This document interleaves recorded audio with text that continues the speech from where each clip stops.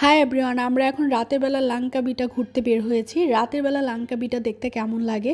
আমাদের কিন্তু অনেক ভালো লাগছে। আমরা এদিক দিয়ে ঘুরতেছি, হাঁটতেছি। আমাদের একদম হোটেলের নিচেই কিন্তু আসলে যারা এখানে আসবেন ঘুরতে তাদের জন্য অনেক ইজি। হোটেলের নিচেই সব সুন্দর সুন্দর শপ রয়েছে। এই দেখেন, আমরা একটা চকলেটের শপে ঢুকেছি। এখানে কিন্তু অনেক ধরনের চকলেট রয়েছে। আমরা নিজেদের জন্য, গিফটের জন্য এখান থেকে অনেকগুলো চকলেট নিব। আর এখানে যারা আসবেন তাদের জন্য অনেক ইজি হবে হলো বাইক আর প্রাইভেট কার।